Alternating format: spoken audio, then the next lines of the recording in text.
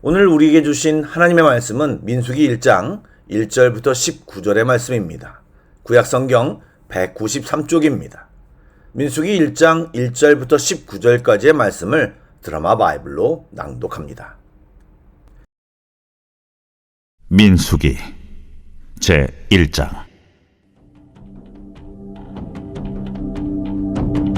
이스라엘 자손이 애굽 땅에서 나온 후 둘째 해 둘째 달 첫째 날에 여호와께서 시내 광야 회막에서 모세에게 말씀하여 이르시되, 너희는 이스라엘 자손의 모든 회 중 각 남자의 수를 그들의 종족과 조상의 가문에 따라 그 명수대로 계수할지니 이스라엘 중 20세 이상으로 싸움에 나갈 만한 모든 자를 너와 아론은 그 진영별로 계수하되 각 지파의 각 조상의 가문의 우두머리 한 사람씩을 너희와 함께 하게 하라. 너희와 함께 설 사람들의 이름은 이러하니 루벤 지파에서는 스데올의 아들 엘리술이요, 시몬 지파에서는 수리사떼의 아들 술루메엘이요, 유다 지파에서는 암미나답의 아들 나손이요, 이사갈 지파에서는 수아의 아들 느다넬이요, 스불론 지파에서는 헬론의 아들 엘리압이요, 요셉의 자손들 중 에브라임 지파에서는 암미우스의 아들 엘리사마요, 므낫세 지파에서는 부다술의 아들 가말리엘이요, 베냐민 지파에서는 기도니의 아들 아비단이요, 단 지파에서는 암미사떼의 아들 아히에셀이요, 아셀 지파에서는 오그란의 아들 바기엘이요, 갓 지파에서는 두엘의 아들 엘리아삽이요, 납달리 지파에서는 에난의 아들 아히라인이라 하시니 그들은 회중에서 부름을 받은 자요 그 조상 지파의 지휘관으로서 이스라엘 종족들의 우두머리라. 모세와 아론이 지명된 이 사람들을 데리고 둘째 달 첫째 날에 온 회중을 모으니 그들이 각 종족과 조상의 가문에 따라 20세 이상인 남자의 이름을 자기 계통별로 신고하매, 여호와께서 모세에게 명령하신 대로 그가 시내 광야에서 그들을 계수하였더라. 평안하십니까? 새벽 예배를 위해 자리에 앉으신 여러분을 주님의 이름으로 축복합니다. 그동안 이 시간에 요한복음을 살펴보았는데 오늘부터는 구약의 네 번째 책인 민수기를 함께 살펴보려 합니다. 여러분, 민수기에는 어떤 내용이 있을까요?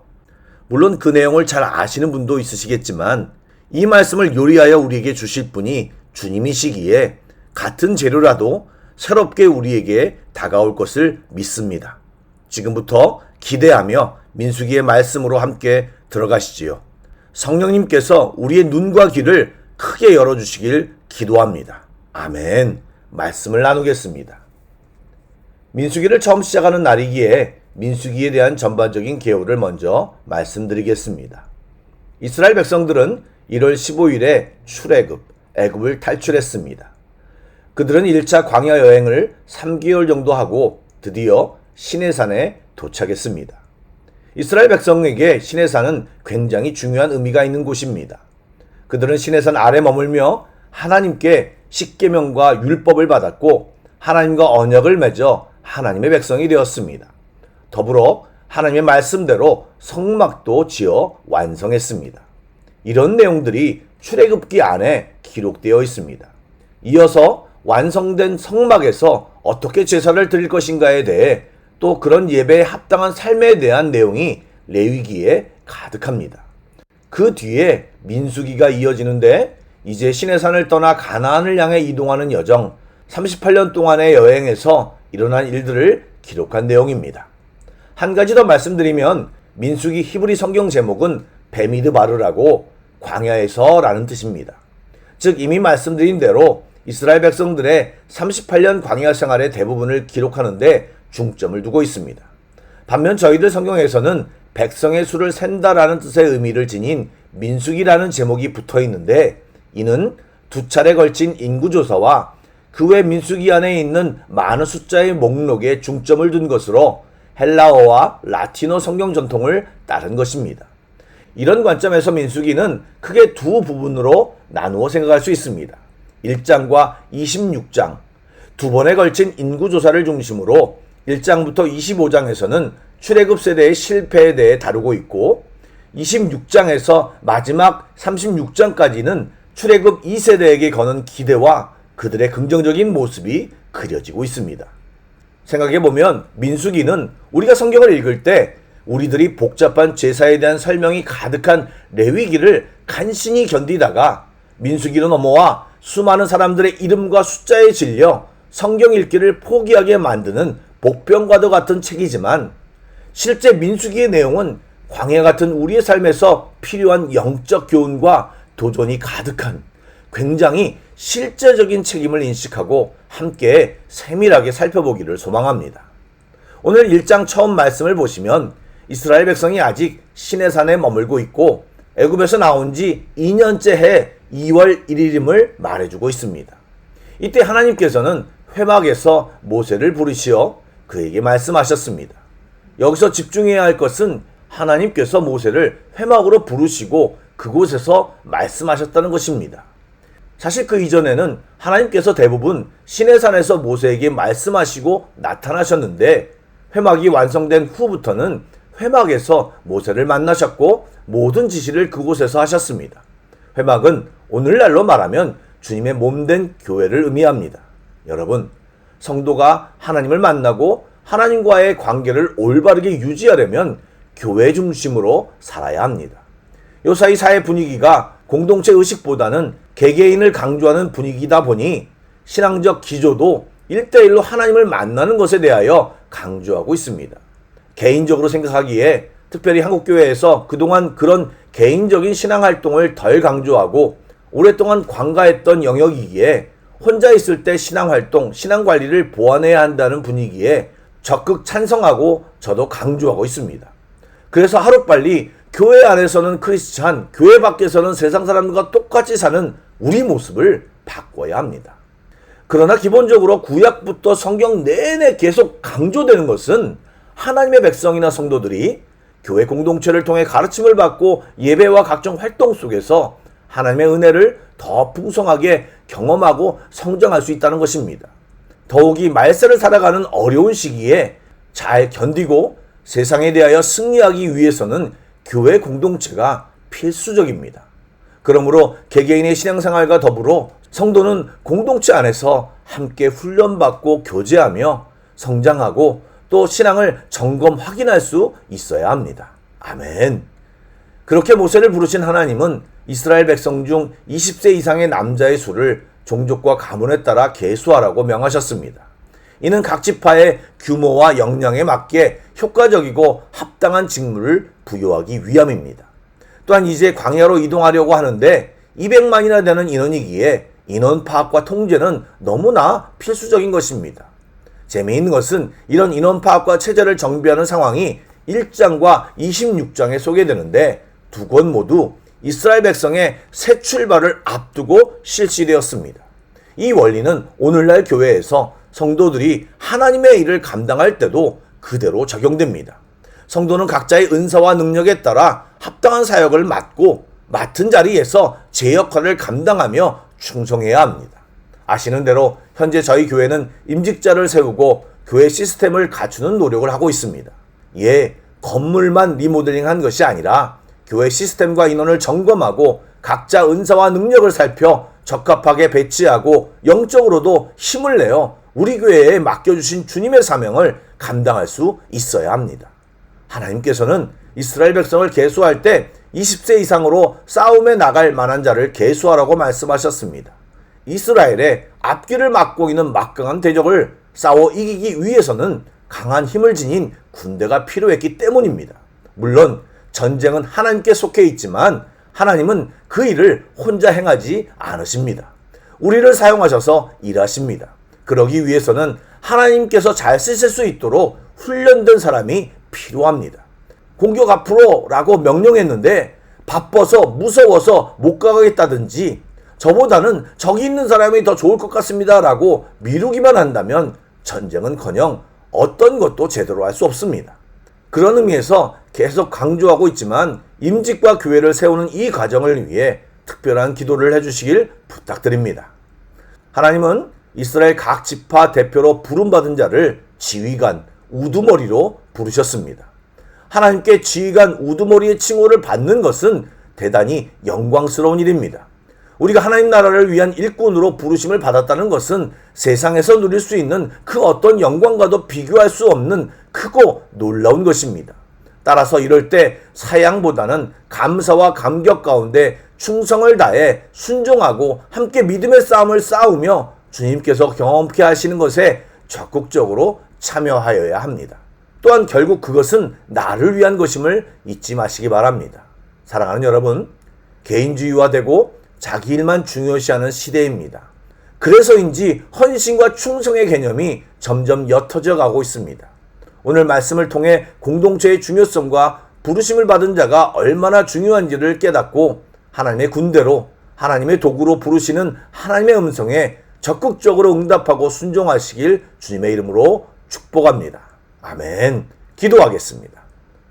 사랑의 하나님, 우리를 공동체로 부르시며 함께 신앙생활을 하게 하시니 감사를 드립니다. 서로 섬기고 맡기신 일에 충성을 다하는 성도들이 다 되게 하여 주옵소서. 우리의 정체성이 주님의 자녀이지만 또한 주님의 군사여 군대임을 알고 주 안에서 훈련받고 강한 군사로 성장하게 하여 주옵소서. 그래서 우리를 통해 주님의 뜻이 나타나고 또 이루어지는 주님이 기뻐 사용하시는 도구가 되게 하여 주옵소서.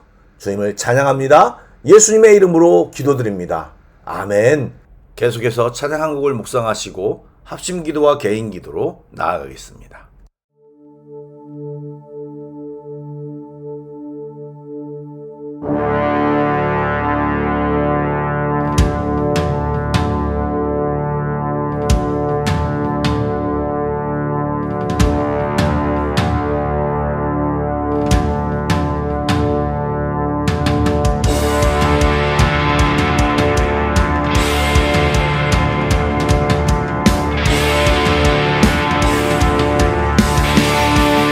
주께서 전진해온다. 주께서 전진해온다.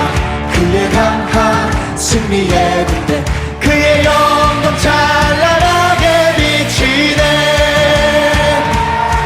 찬양하세 승리의 노래, 주 찬양 승리의 찬양. 누가 강한 손과 주님의 군대. 주께서 전진해온다. 주께서 전진해온다. 그의 강한 승리의 군대, 그의 영광 찬란하게 비치네. 찬양하세 승리의 노래, 주 찬양 승리의 찬양. 누가 강한 손과 주님의 군대. 우리 대장 대신 구주 예수, 나 주님의 뒤따르며. 누가 강한 손과 주님의 군대. 주께서 전진해온다. 주께서 전진해온다. 그의 강한 승리의 군대, 그의 영광 찬란하게 비치네. 찬양하세 승리의 노래, 주 찬양 승리의 찬양. 누가 강한 손과 주님의 군대. 우리 대장 대신 구주 예수, 나 주님의 뒤따르며. 누가 강한 손과 주님의 군대. 우리 대장 대신 구주 예수, 나 주님의 뒤따르며. 누가 강한 손과 주님의 군대. 우리 대장 대신 구주 예수, 나 주님의 뒤따르며. 누가 강한 손과 주님의 군대. 저 성벽을 향해 전진하라. 주님이 우리 대장 되신다. 저 성벽을 향해 전진하라. 주님이 우리 대장. 저 성벽을 향해 성벽을 향해 전진하라. 주님이 우리 대장 되신다. 저 성벽을 향해 전진하라. 주님이 우리 대장. 주가 명령하네. 주가 명령하네. 강한 군사들아. 주가 명령하네. 강한 군사들아. 나팔 소리 시온성에 크게 울려 거룩한 성에. 나팔 소리 시온성에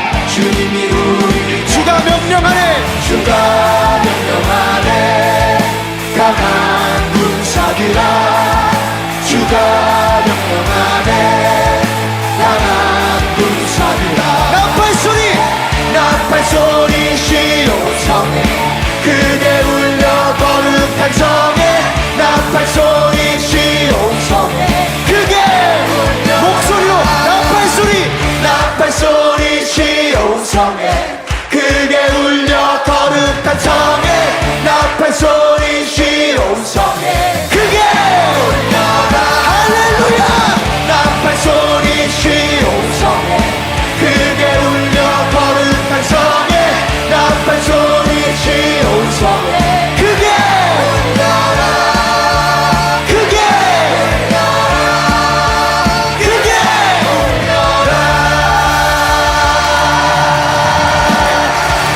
아멘. 주님, 우리는 그리스도의 좋은 군사들입니다. 우리 대장 되신 주님을 찬양합니다. 할렐루야.